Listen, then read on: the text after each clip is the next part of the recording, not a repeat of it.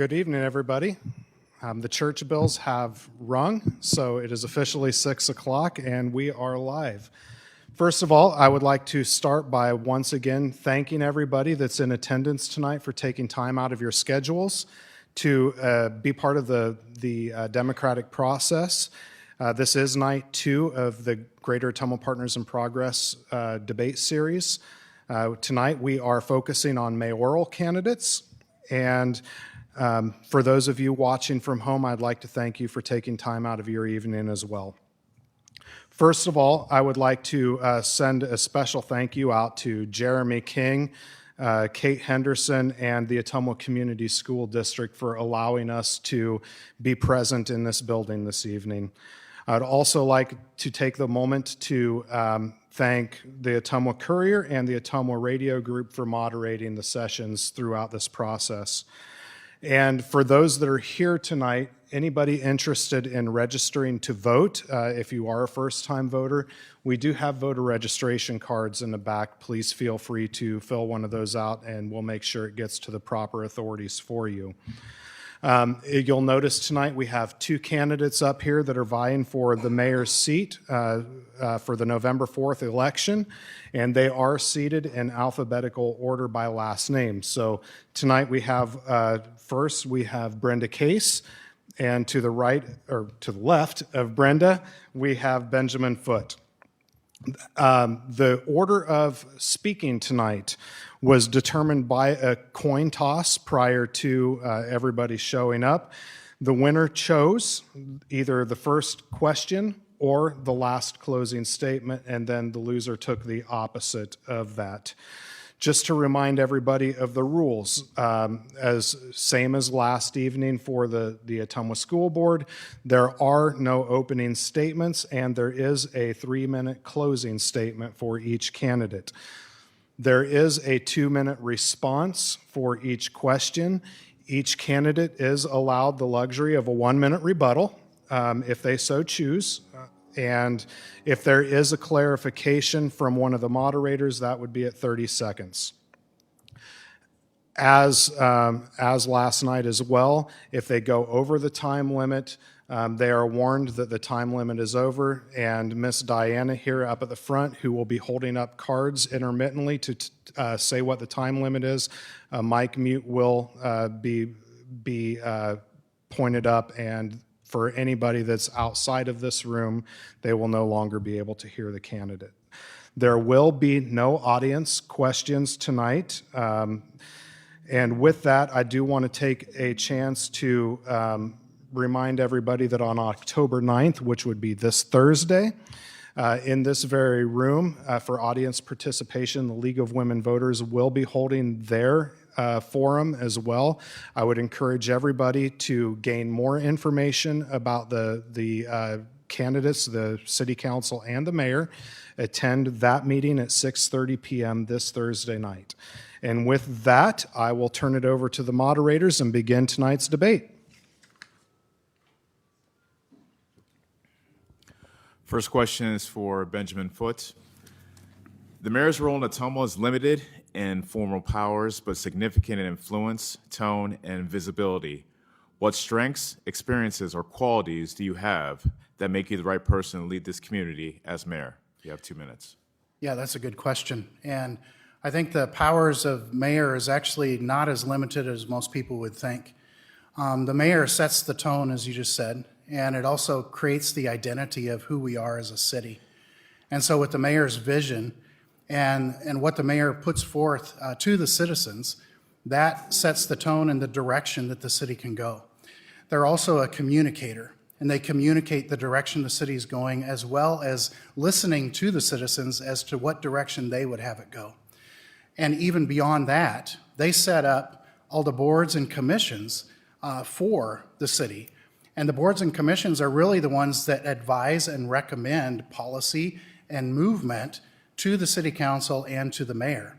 And so the mayor having direct influence to those boards and commissions really goes beyond setting the tone, but gives direction as to where the city should go.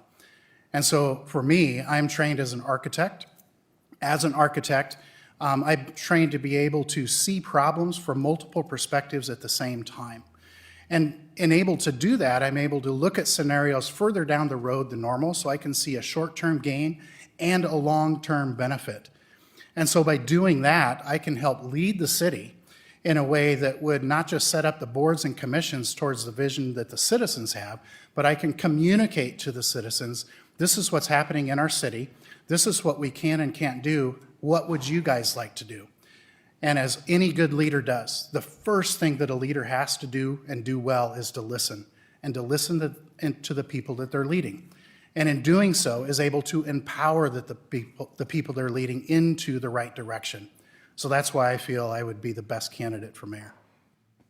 Thank you. Ms. Case, 2 minutes. My background is with the Iowa Judicial Branch, where I was a project manager for 25 years. And a project manager doesn't have the ability to command anyone to do anything, but they can coach and persuade and guide. And the best way to do that is to begin by treating everyone with dignity and respect. And my goal and the way that I became successful in that was that I removed obstacles from the professionals that did the work. So I was assigned to anything that was remotely related to blue-collar work. So if there was a truck to be driven, which is one of my first assignments when I went to the branch, I had to drive the largest truck that U-Haul would rent to someone that didn't have a CDL. And I got that honor because I was from Ottumwa, and the people at the Judicial Branch, or in the Capitol in Des Moines, decided, hey, you're from Ottumwa, you're blue-collar, we're going to have you drive this truck. And fortunately, I could drive a clutch, and it was great. So that's where I started. I got the nickname Blue Collar Brenda. So I influenced people as a project manager by bringing positivity to what we did. I removed obstacles so that people could do the work that they are meant to do, and I congratulated people when they did a good job. So a project manager is very much like a mayor, in that the mayor in our system of government cannot command anyone to do anything, but they can allow, they can lead, and they can influence. And I have 28 years of that. So I feel that I am uniquely qualified to lead in this way. Thank you. The next question will be first to Ms. Case. Though the mayor's role is technically part-time, it often requires many hours to attend meetings, respond to citizens' concerns, and work with staff. How much time do you intend to dedicate to the position if elected, and how would you balance that with your other commitments? You have 2 minutes. It is a part-time job, but I think it would be an avocation for me. It would be a labor of love, essentially. So I know that there are ribbon cuttings and there are celebrations and there are recognitions that happen naturally after hours. So I would be available for those. But at the same time, because it is part-time, I won't promise you 40 hours a week. I do other volunteer work, and I have responsibilities, to my family and my property. So I would attend all the meetings of each department head, and I would attend to the places where the mayor needs to speak. I would review the agendas and fill those. So I would give you the time that's required to do a good job, but I'm not going to promise you 40, because that's just, I wouldn't live up to that. I don't think it's probably necessary in a place where, or in a job where the mayor doesn't have control, doesn't have a vote. But I think that being out in the public is the right place to do it. And it's an example, so far just campaigning before I have the job, I have met with the fire department, the chief of police, the city administrator. I chair the Historic Preservation Commission. I toured JBS, and I met with executives there, had a very detailed tour. I met with the UAW. And so I'm already reaching out to stakeholders who have important input within the city. So that's the way I work. I'm not a chair warmer, so I won't promise you that I'll keep that chair warm all the time, because that's not important.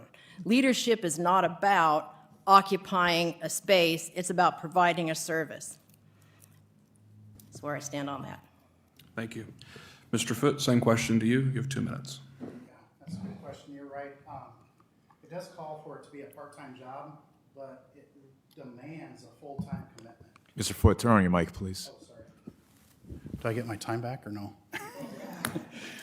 I'll start over and I'll go faster. So, yeah, it is defined as a part-time job, but it demands being a full-time commitment.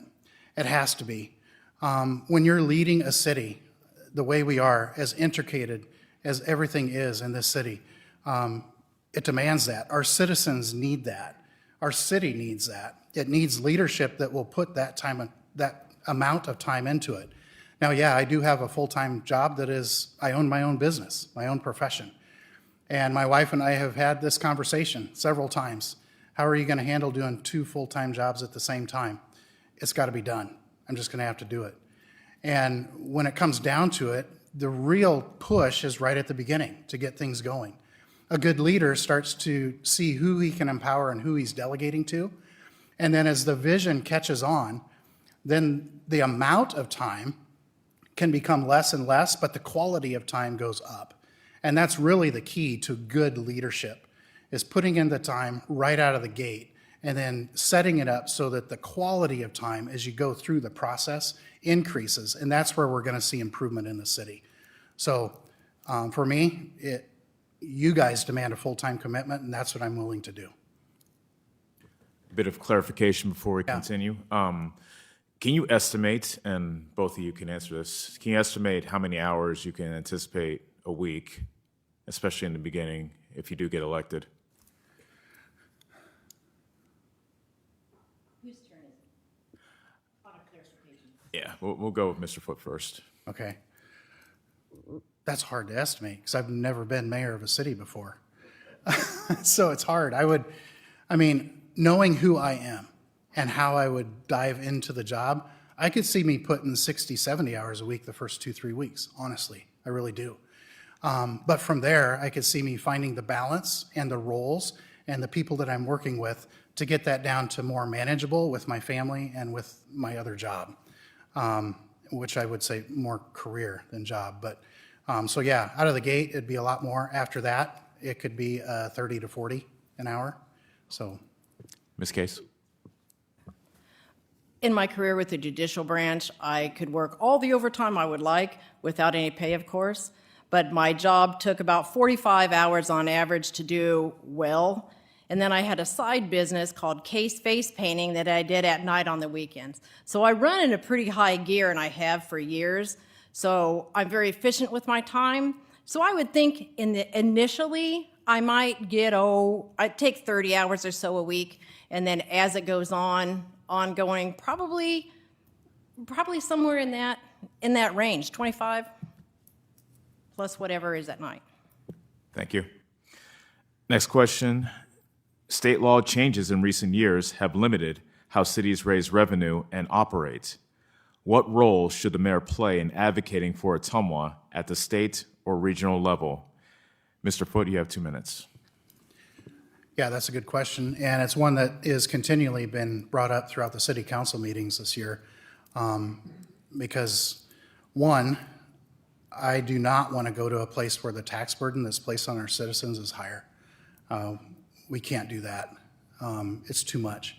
So we have to find other creative ways to stretch the money that we have and that we're allowed to have. One of the best things that we can do is take a really close look at the budget and the finances and find all the leaks that we have. With a city as complex as we are, with all the different departments working and the different people that we're working with, we know that there's leaks. And so we need to find the leaks that are in the finance budget or bucket first. And then as we find those, then we can start to stretch that dollar more. Now, as far as advocating to the state, I'm willing to meet with our state representatives, senators, House of Representatives, the governor, to see, okay, what are other ways, what are other avenues that we can do?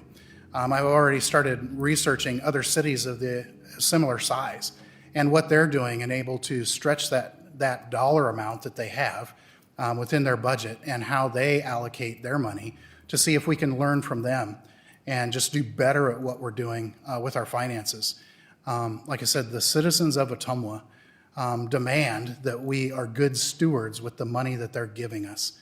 And so if we don't do that first, it doesn't matter how much we talk to the state. So we got to look first within ourselves and then go to the state and see what else we can do. Just a little clarification before Ms. Case's answer.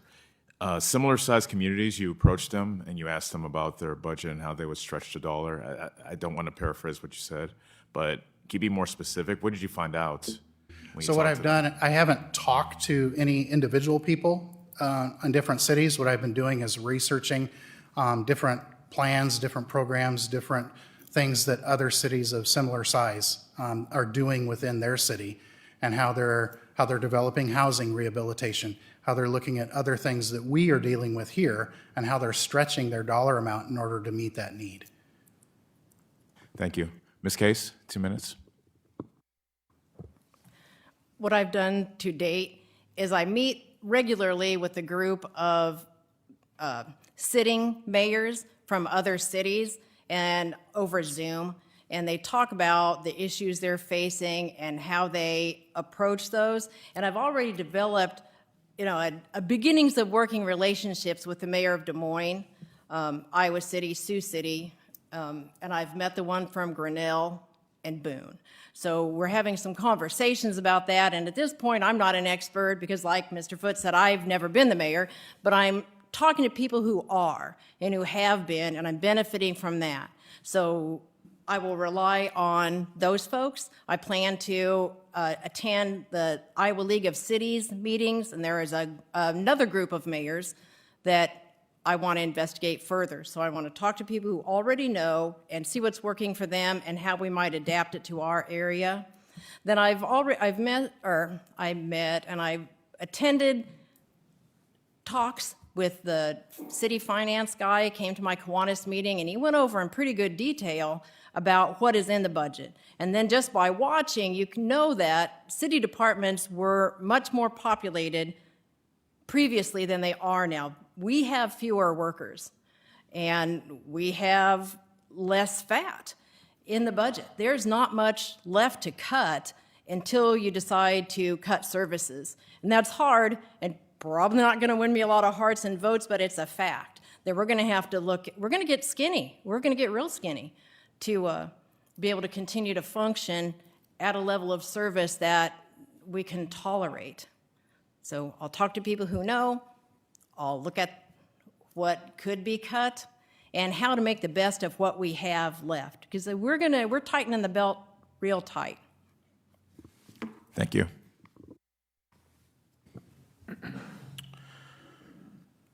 On the subject of property taxes, we'll stay on that. Ottumwa's consolidated property tax levy is about $45.72 per thousand evaluation, among the highest in the state of Iowa, while local wages remain some of the lowest in the state. That makes taxes a heavier burden here than in many other communities, as I'm sure you're both aware. The council recently approved its first tax increase in several years to balance the budget, in part due to state law changes like HF 718 that have reduced local revenue options. As mayor, you don't directly write the budget, but you do influence priorities and represent Ottumwa to state leaders. What role should you play in addressing the strain high property taxes place on residents while still ensuring essential services are provided? Ms. Case, you'll answer first. You have 2 minutes. Boy, that's a real tough one, because the state did really tie hands of local government to be able to collect more taxes, and they're from people who don't have a lot of money in our budgets. It's one of the biggest problems that we face.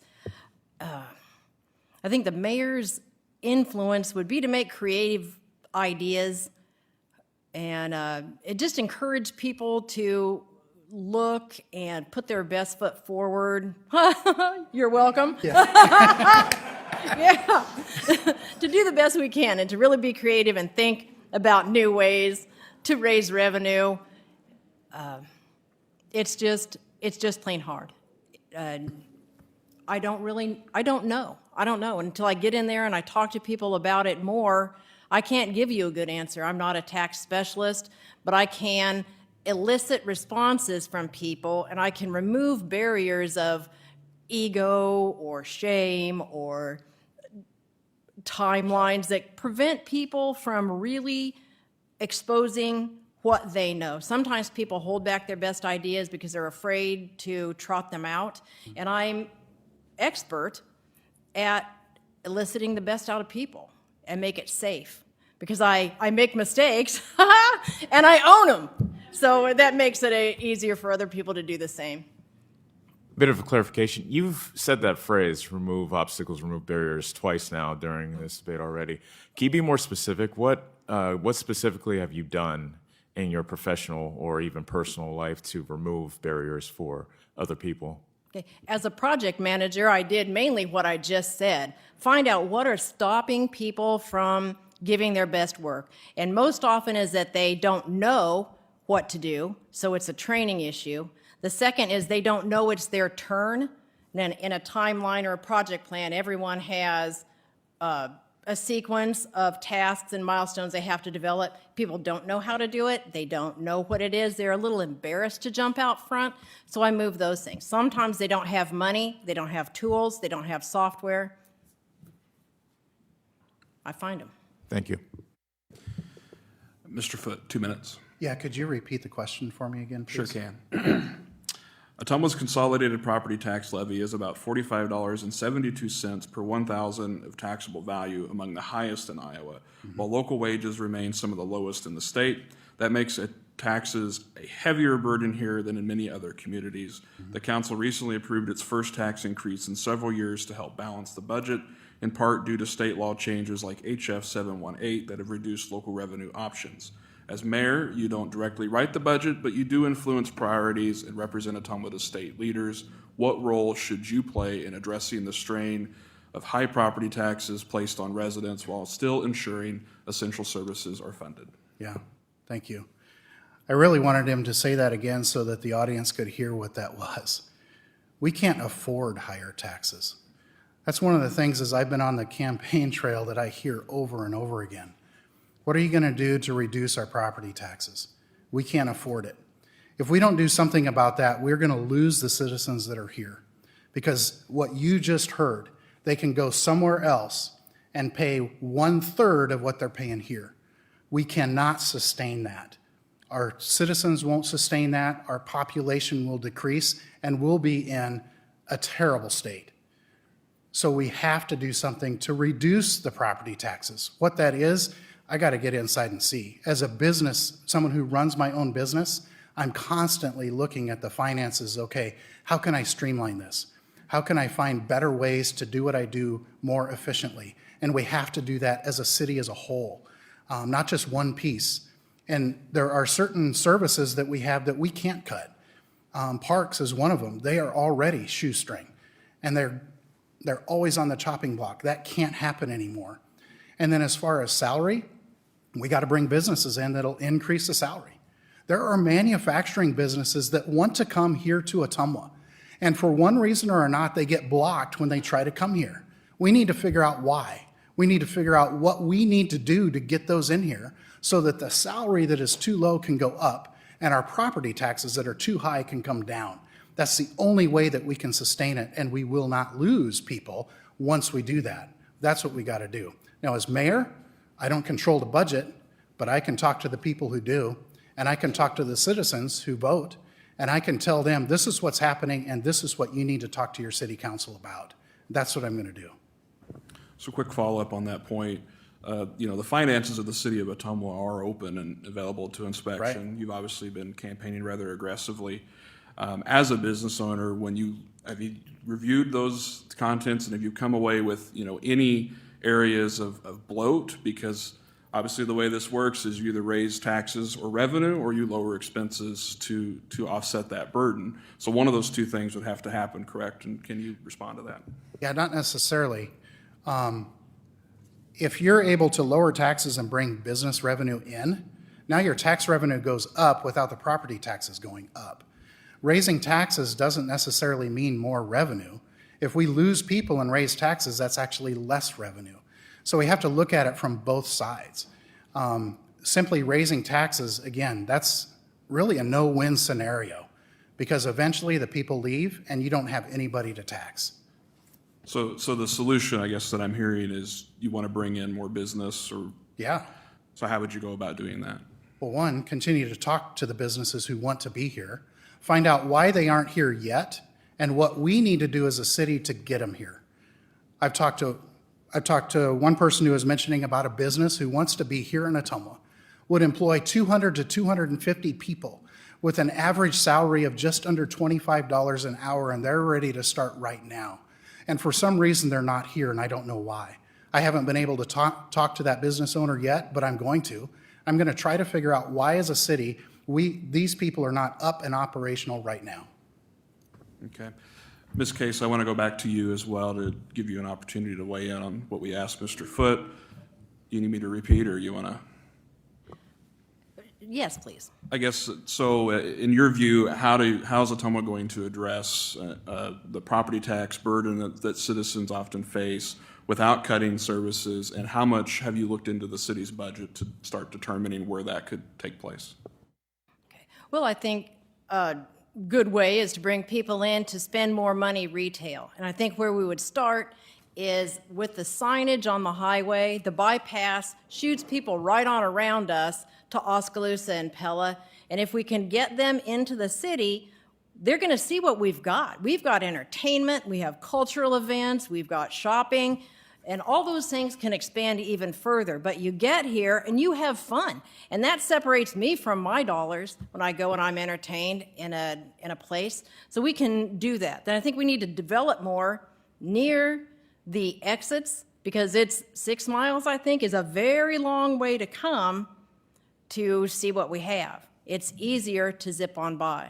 Then also, I think that we need to look at our heritage as blue-collar people who make stuff and fix stuff and build businesses that do that. Similar to one I interact with in Hannibal, Missouri, where Bob Yap has a preservation trade school, which is a highly elevated brick and mortar, window repair, all the sorts of trades that are used in properties that go on the National Register of Historic Places. So if we could be a hub and train those people in in collaboration with Indian Hills and trade unions, we could really bring in some good jobs, and we could get famous. We could be a hub, and there's a lot of that work to be done.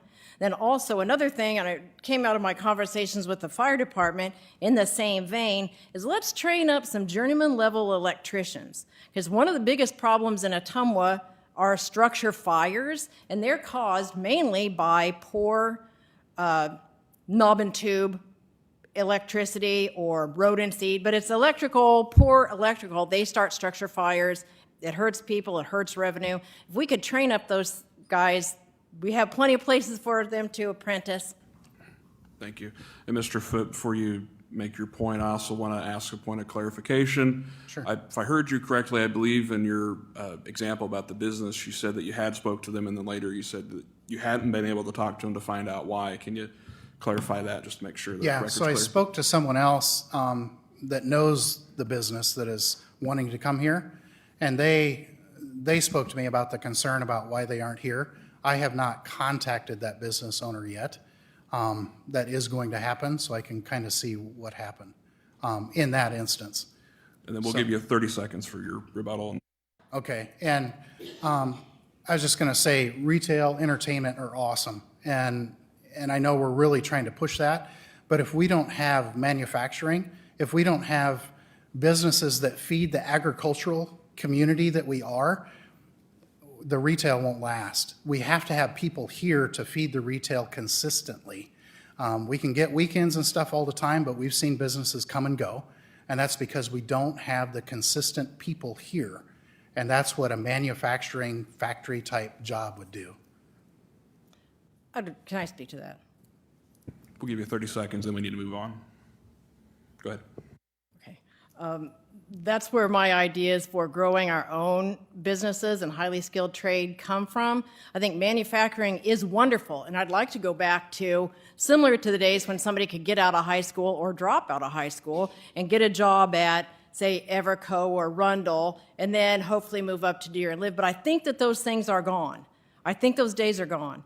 And we're in competition with national locations as well as probably international locations for factories. We're going to have to do it ourselves. Next question. From your perspective, what does economic development mean for Ottumwa, and what role should the mayor play in advancing it? Mr. Foote, you're first. You have 2 minutes. Okay. So a lot of this we've already talked about. Economic development, first, we need to create jobs. We need to create solid jobs that have the income that can sustain here. The other side of it is we need to relieve the tax burden. We heard the stat. It's 3 times as much as other communities the same size as here, and we can't sustain that. So those are 2 essential things for economic development, because the basis, the foundation of economics is the citizens, the people that live here. And if we're losing them because of high taxes and low income, we're going to lose our base, our foundation. So that's where we got to start, first and foremost. The other thing is, as a city, as I've stated before, we're called to be stewards of that tax revenue, the tax money that the citizens are paying. And so we need to find ways that we're not being good stewards. As I keep saying, where the leaks are in the process. And I know some of that sounds like trimming fat, but when you have a budget as complex as a city does, there are leaks. There's got to be. We have all these different tax revenue things coming in. We have all the different departments, and then they're dealing with different things. There's leaks in there, and we need to find exactly where they are, how we can shore them up, and then how we can steward the money that the citizens are giving us better. Just a little clarification, Mr. Foote. What role do you see yourself personally as mayor in advancing economic development? So one would be looking over the budget and having a team together to look over that and to find the leaks that are there. The other is advocating for the city and doing what I just mentioned earlier that I'm going to do, is talk to different people who want to bring manufacturing jobs, retail, entertainment, whatever that may be, but talk to the businesses that are wanting to come here. Partner with Greater Ottumwa Partners in Progress and the work that they're doing to bring businesses here. And just advocate for the city and represent the city well. Thank you. Ms. Case, you have 2 minutes. I think the main thing I could contribute to economic development as the mayor is to shine a white-hot spotlight on what we do that's good. What's happening here, we have fun events. We have great cultural stuff. We've got 2 orchestras, a band that's longest running west of the Mississippi. We have film festivals with Halloween-a-Palooza and the Ottumwa International Film Festival. We have arts of all kinds. There are many painters and sculptors and mural makers in Ottumwa. Let's look at those things, because that makes your quality of life higher.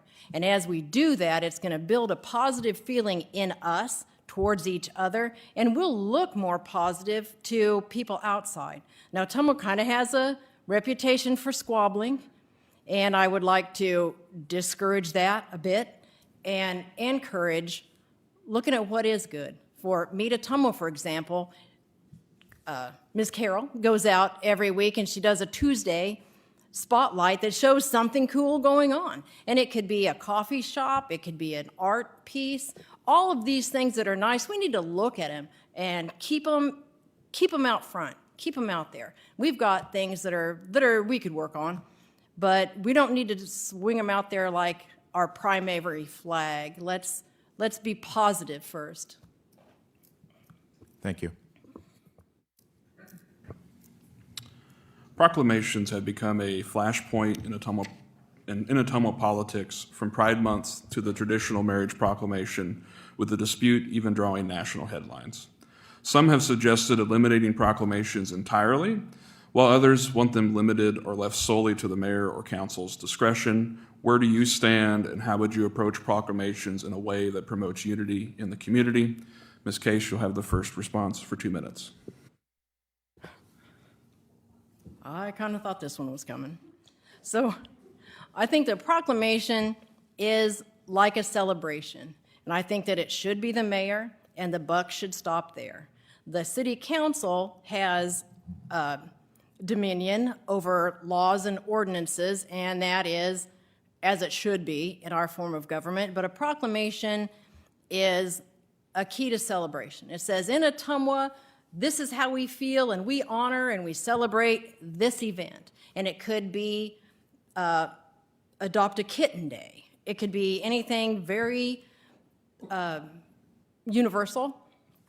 And things that are not so universal, we need to consider that. We need to make sure that what we say, what we proclaim to be a reflection of our hearts and who we are positive things, and they are kind things. First, don't hurt anyone. I think that's the best rule of living. Don't hurt anybody. And second, treat everyone with dignity and respect. So I think that the mayor should make a proclamation, and it should be to that person's discretion what it is. And people can get on board with it or not, but it needs to always be kind, always be inclusive, and never be contrary to established law.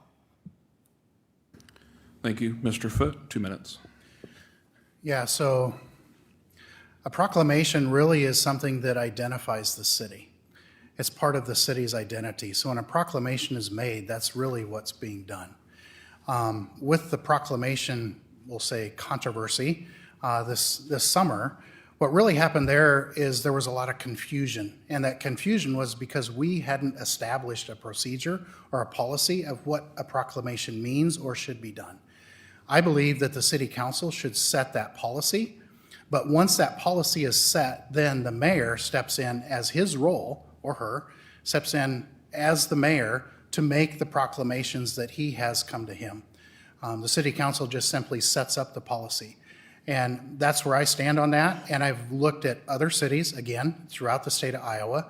The majority of them, that's the way they do it. The state of Iowa, that's the way it's done.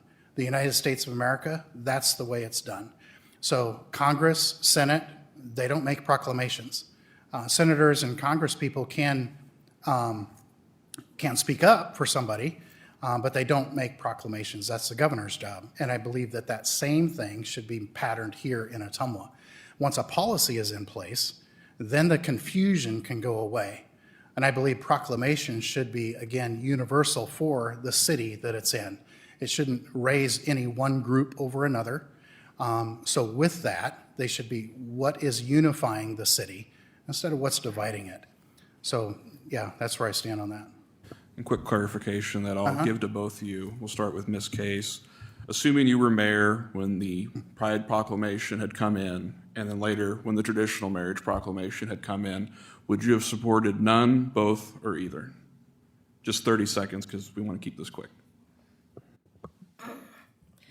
I think the proclamations and celebrations are meant for people who have been downtrodden or less. So when the underdog gets a win, I think that we should note that and we should celebrate it. In the case of Pride, that's a population has long been left out. Yes, I would have supported that proclamation for Pride Day, Pride Month. With straight marriage proclamation, I would not, because they are the default, they are the victors, they have always been on top, and I don't think that it's poor taste to celebrate the winning side. They're already winning. Thank you. Mr. Foote? Yeah, so proclamations, I don't look them as a victory. If that's the case, should we never have a proclamation for July 4th or the 250th anniversary of our country? We are victors. We need to proclaim that. We need to identify that. I think where the proclamation goes wrong is when we start to bring one group over another. So for me, in this scenario, I would not have signed a proclamation for Pride Month. I would not have signed a proclamation for the traditional marriage, because those are two individual groups that are within our community. So, yeah.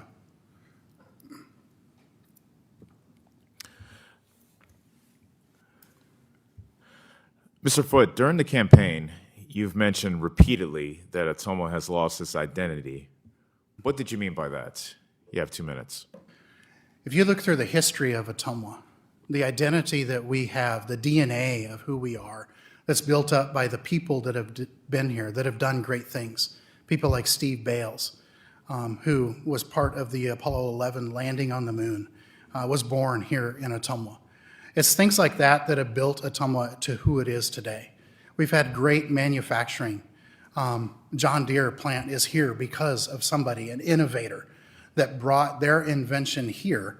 And because of that, now we have a John Deere plant that's been going ever since. Those all feed into the identity of who we truly are. We're a place of people that are creative thinkers. We're innovators. We bring ingenuity, and we work together, and we do so to move forward. What we've done is we've lost that. We've forgotten who we are. Instead, we've taken on an identity that other people say we are. And I could start saying the names that you guys have all heard. I don't want to do that because it downgrades our city, and it downgrades the way we talk about it. That's how we've lost our identity, and we've come to accept it. We've come to accept this idea of mediocrity as okay in Ottumwa. I don't. We strive for excellence here, and we do that by first starting about talking about who we are. We proclaim who we are.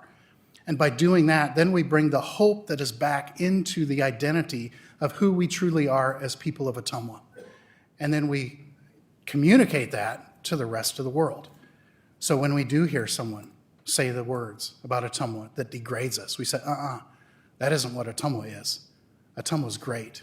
Ottumwa's good. Ottumwa's creative. You need to come check it out.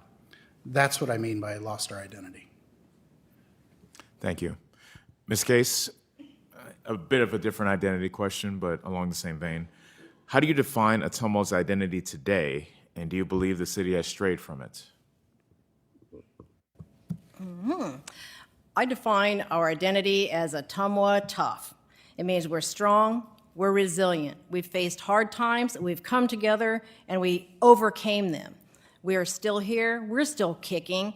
Maybe we had more at other times, and we'll have more again. But we keep working together. We build things. We fix things. We were coal miners. We were farmers. We're sheet metal workers. We're electricians. We're boiler makers. We're all these trades. Tough people who come back, and we're still here.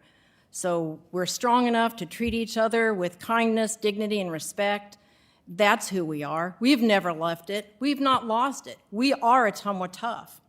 And we pick ourselves up by our bootstraps, and I got a story about that. So I was 18 years old. I was a genius, and I immediately got married because my parents said that was a bad idea.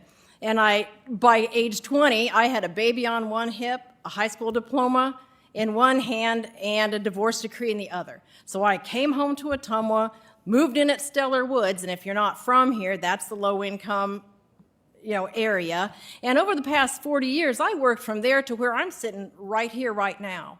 I live on Easy Street, or like right next door. Things are great for me, and I pulled myself up by my bootstraps by doing jobs nobody else wanted to do, sticking with it every day for 44 years of career, and it paid off. It paid off because I'm Ottumwa tough, and so are you. So are all of you. That's why we're still here. And our culture, it's just added to it. We've got some spice in our food, and we got some spice in our music, and it's wonderful, and I welcome all those new identities. Come on, be us. We're tough, and so are all of you. I'm thrilled to be here. Love it. Some clarification, Ms. Case. How do you believe the city has strayed from your version of Ottumwa tough? I do not believe it has. I think that identity and culturally, we have not strayed. We've expanded. We're better now. There are more of us. We're different. We're better. We're better. Thank you. Ottumwa has been designated a thriving community for its housing strategies, but many neighborhoods still struggle with blight and lack of quality housing options. How should the mayor advocate for new housing development and revitalization in a way that benefits the whole community? Ms. Case, this one's to you. I'm going to go back to the positivity. If we're happy, we're looking at happy things, we're celebrating our victories, people will want to move here, and as they come, we'll develop more housing. I question some of the strategies such as in recent years, there were multi-use properties, many apartments, and they're small and they're really close together.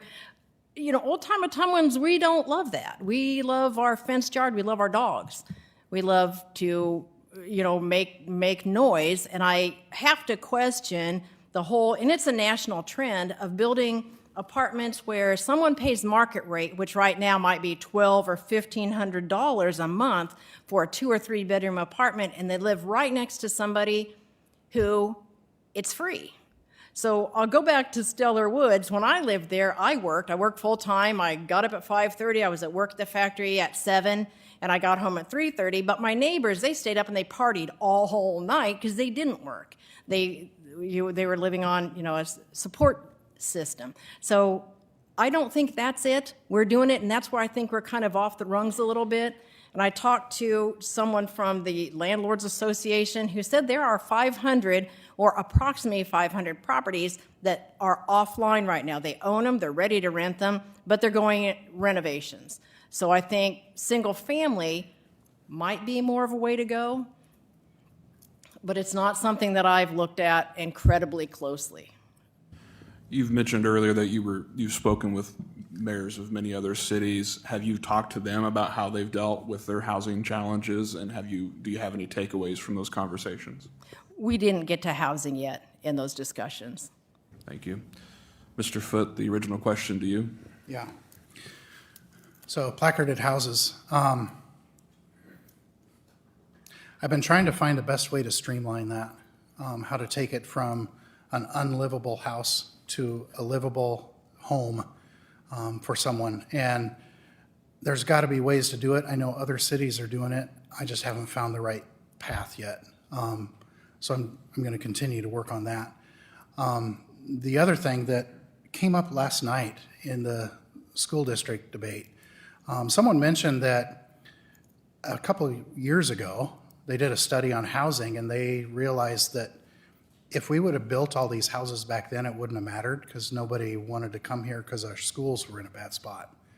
Now the school is moving up. The school is on an upswing. So I think partnering with the school district is something we have to do throughout the process, because if they're able to bring new families in here, that gives us the ability and so what I'm looking for, the encouragement to go ahead and develop more houses. I too have talked with the Landlord Association, and some of the things that they're worried about is bringing in tenants that tear up their place, leave it, and then they are in disrepair. And so now it costs them more money to fix up their place and put someone in it than if it were just to remain empty. So there are up to 500 units here in the city of Ottumwa that could be ready to go. And some of that has to do with just enforcing some of the laws that are in place so that if someone does tear up a rental place, there's consequences to that. So now the landlords has the city backing them so that they will continue to move forward and continue to develop their properties and put them out there. So those are just two ideas, and there's a lot more. But those are the two that I'd hit on tonight.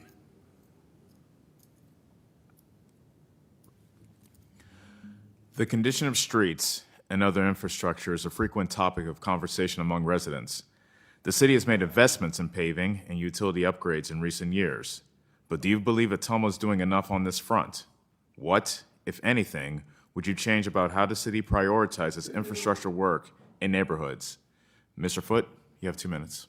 Yeah, I could answer that real short and say no. And here's why.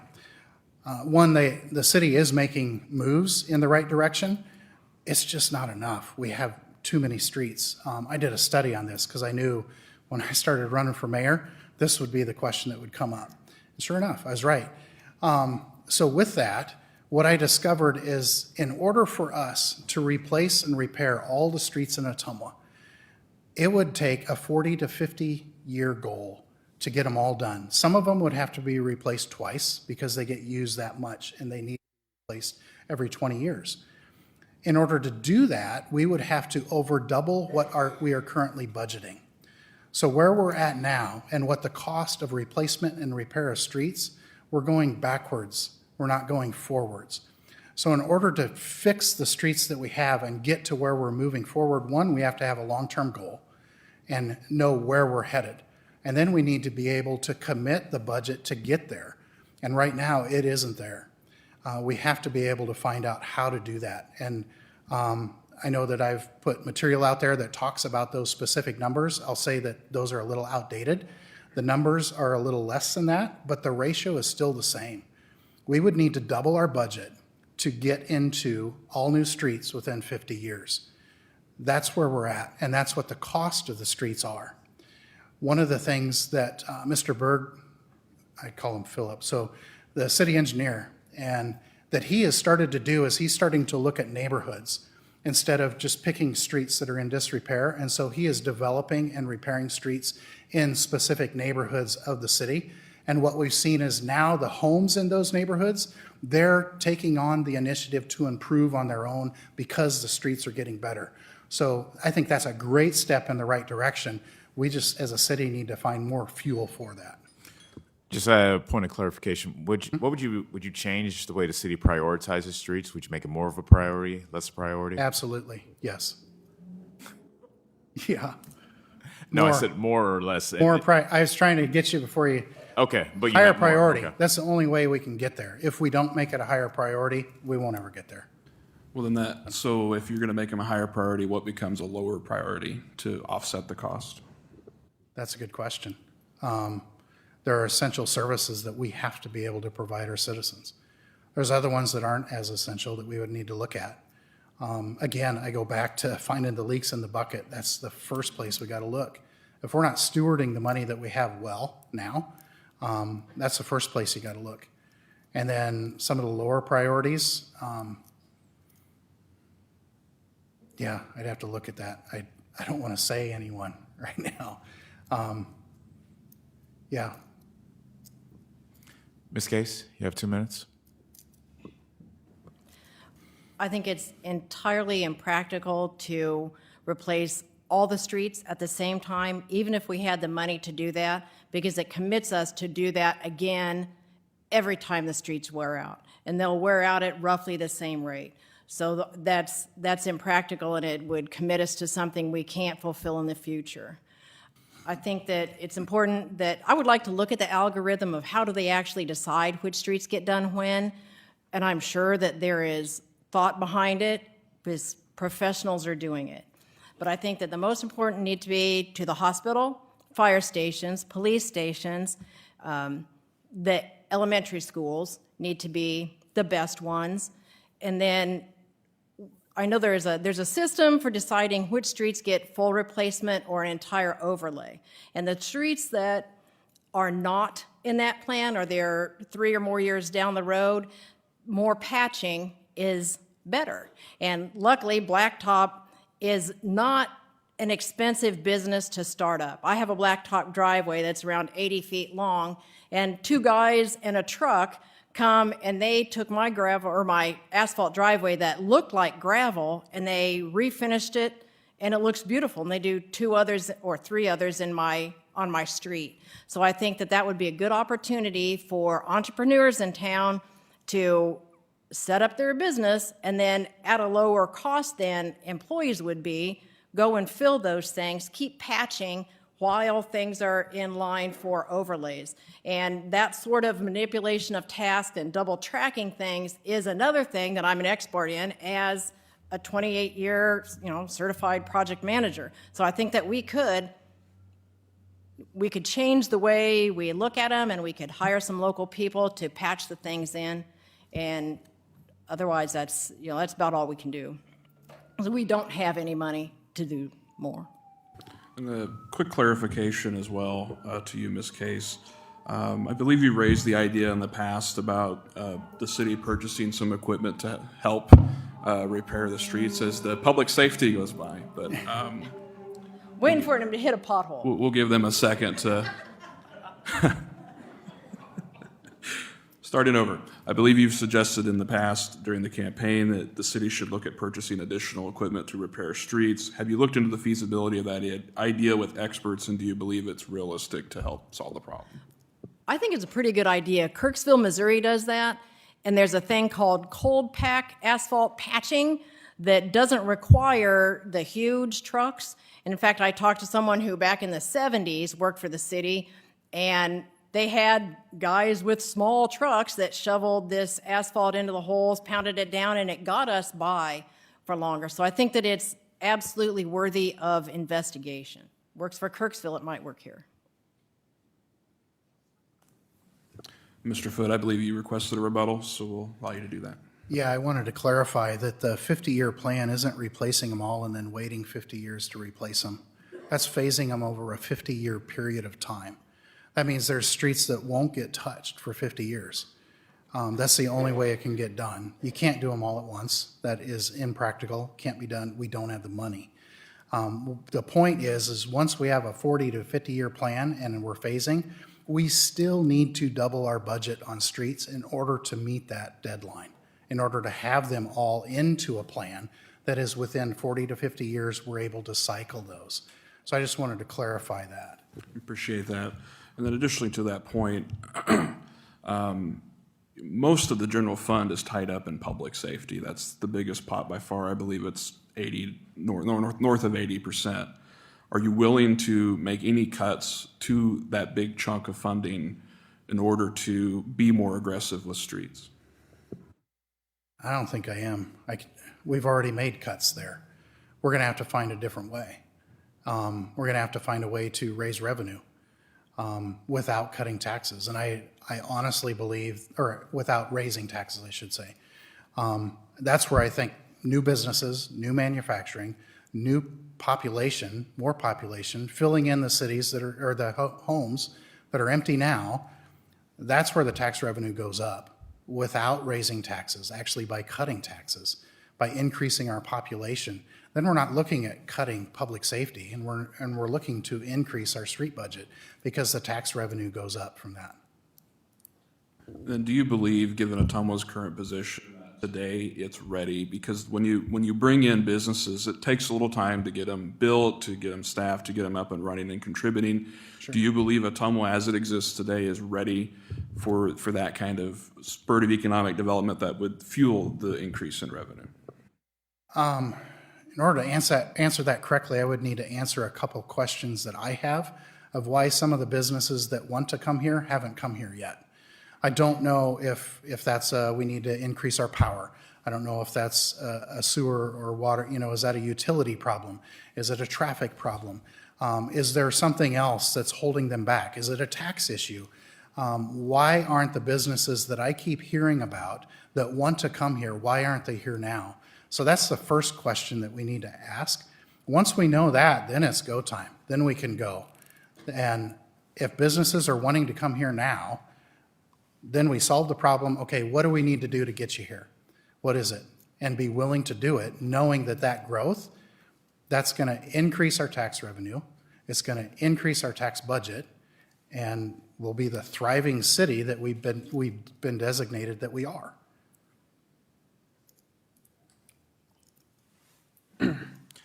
Downtown Ottumwa's revitalization has been fueled largely through public-private partnerships, state and federal grants, and private investment, with the city itself funding only a portion of the work.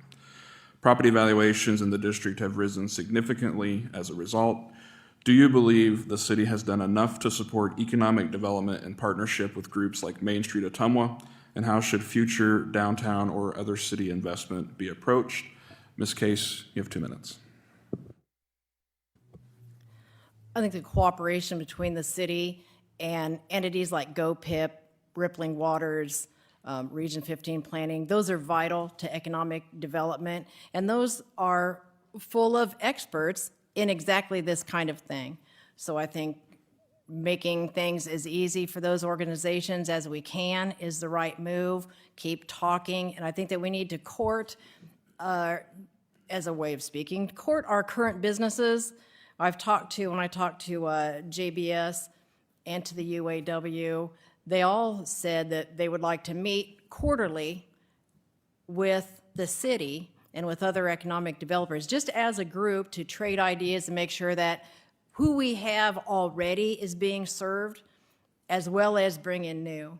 And then I think economic development, the low-hanging fruit is retail, because it's people that they're not living here, they're driving by. Let's sell them a sandwich. Let's give them tickets to an event. So that would bring in ticket or taxes, the 7%, without us having to really invest much more than we're doing. We just lure those people off the highway. Mr. Foote, 2 minutes. There we go. One, I'm a resident of Main Street downtown, so I see this every day. My business is also on Main Street, so I walk it every day. So I'm extremely familiar with what's going on downtown. I love the partnerships that the city has made with the different private organizations and what we've seen as development in downtown Ottumwa. I think that there's more that we can do as a city, but not necessarily as city government, but as city people.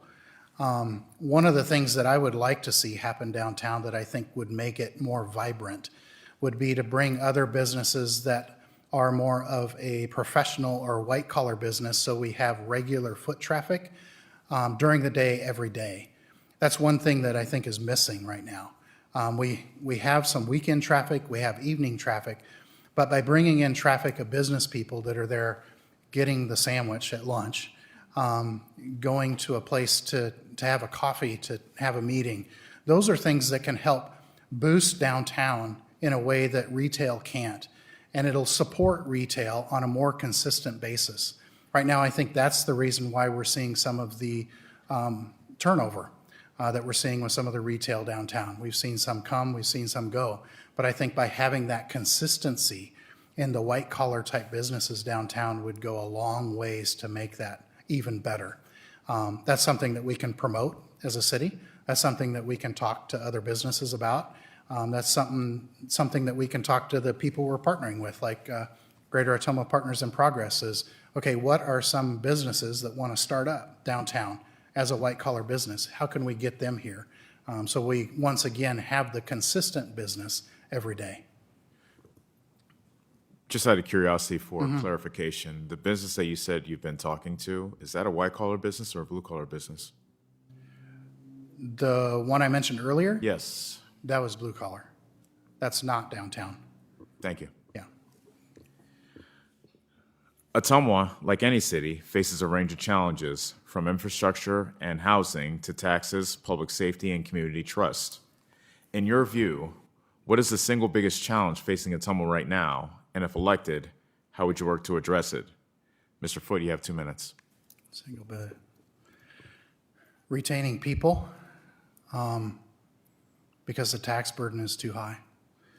The tax burden has gotten to a place where I don't know how many people are looking at, I mentioned it earlier, and we heard the stat of what property taxes here in Ottumwa versus other places. If they can get a job that has a higher salary and less property tax, what's keeping them here? I think that's the biggest challenge, is figuring out how can we reduce those property taxes to where it's sustainable for our citizens? How can we reduce the property taxes where it entices others to move here, to open up businesses here? And then with that comes the higher salary. So now we have a double enticement for people to stay here, to spend money here. And then that's how we see our economy grow. I think that's the biggest challenge we have, is with the property taxes. With that, with the growth, then we're able to start stepping into some of the things we've already talked about, the streets, and getting a plan in place that could actually have those to where it's not everyday water cooler talk. We can increase our public safety, which is something that is essential for businesses to come in. Because if we're showing that our public safety isn't up to par, why would a business send their people here? Why would a business go downtown if they're having to deal with that each and every day? So those are some of the other challenges that come with it, but it starts with how do we stop burdening our citizens with higher property taxes, and how can we gift them with a higher salary? Thank you. Ms. Case, 2 minutes. Can you hit the question for me again, Of course. Ottumwa, like any city, faces a range of challenges, from infrastructure and housing to taxes, public safety, and community trust. In your view, what is the single biggest challenge facing Ottumwa right now? And if elected, how would you work to address it? Okay. The biggest challenge I think we're facing right now is our reputation, and it goes right back to positivity again, that we need to, I love where we are. When I worked for the courts, I could have lived anywhere in the state that had a county courthouse, so I had 100 choices. And I chose Ottumwa, and I brought my Des Moines salary here to this cost of living. And I think that we could reach out and touch some other people who work remotely, that kind of thing, and make ourselves attractive to them, but we have to do it by celebrating who we are and what we're doing and the positive things we have in town. Many years ago, or not that many years ago, downtown was a big mess. There were gang problems, and there were roofs falling in. So the third floor fell into the second floor, which fell to the ceiling of the first floor. And now partnerships with Legacy and others have cleaned those up so the buildings are not falling in. Public safety put a lot of work into cleaning up the area. So we're not in such a dangerous place anymore. So I think our reputation, we need to build it both within, amongst ourselves, and outside. And that'll bring people that want to shop here, build here, make businesses here. We got to look good. And housing is an important thing, and ownership of housing is super important because it brings pride in the community. And when I met with JBS, one of the things that they said is their folks, and they are new Americans and they're new Ottumwans, they have helped over 100 people purchase homes in Ottumwa. And that's a great way to go. So private investment is a big part of economic development, housing, and improvements of all kinds. Thank you.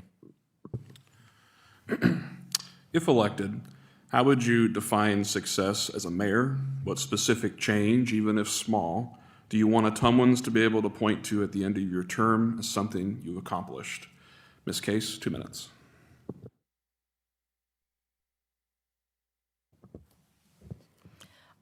I would like to see, when I'm all done and I walk away from being the mayor, I want people to be smiling. And I want our social media presence also to be less negative. And walking down the street, less negative. Let's just stop the complaining. A lot of that is a habit because we've complained for so long. It feels like you're bonding with other people when you say, oh, the boss is so terrible, or oh, it's Monday morning again. You feel like you've made a connection, but you walk away and you're drained because that connection was false. It was bonding over something that is dark and it's negative and it's not serving anyone. So I would like to see people be kinder to each other. I'd like to see them take a second and breathe when they hear a negative comment, or to come back and say, you know, hang on. What did you do last weekend? Did you catch that Ottumwa Symphony Orchestra concert? Oh, did you go get a brat? Did you dance to the Oompa Loompa music of the lowly brass? There are so many things. I want to see people counter that negativity, and if I can help in that, I will have succeeded. Thank you. Mr. Foote, 2 minutes. Mike again. So for me, success would be showing that we're no longer competing for the bottom of the county in Iowa. Success would be that our economic growth is vibrant, that we live up to the thriving city designation that we have right now, that we continue that. Success to me would be that we have new businesses here, major businesses, even to the point of perhaps we can keep John Deere and get it to grow as well. Success to me would be that we start to reach the top of our population in history. Success to me would be that we no longer have to talk about streets, and instead we can talk about something else.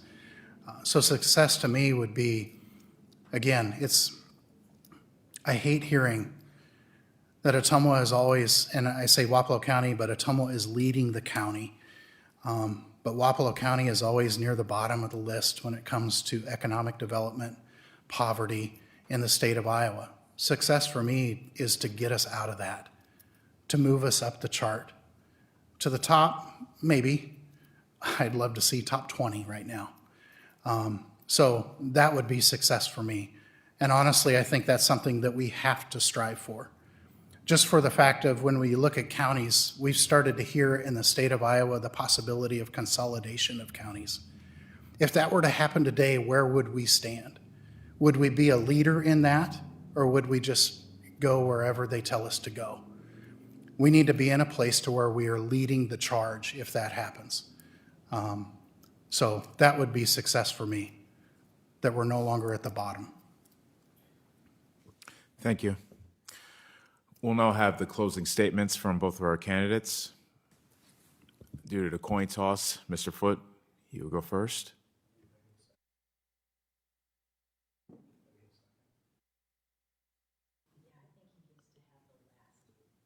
Understood. Ms. Case, apologize for that. Ms. Case, you have 3 minutes.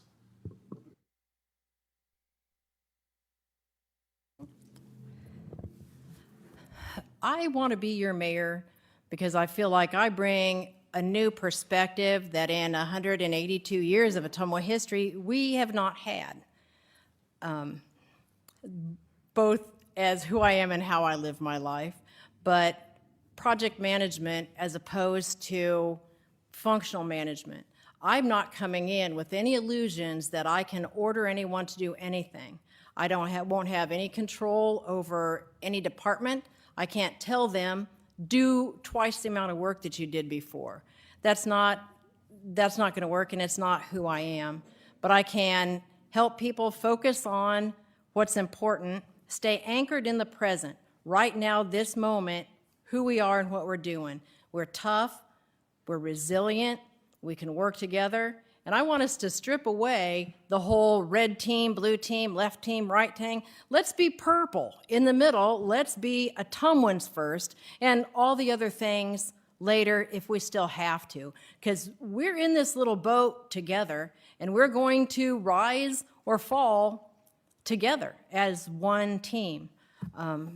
I think that I can help with that by focusing on where we are and what skills we have, and I want to listen to the experts. We've got a lot of talent in this town, and I want to make sure that they're not covered up by naysayers, or that they're not held back or afraid to exercise their creativity because they don't want to be criticized. So those things are important. I bought a house here. I think the first house I bought was in about 1995.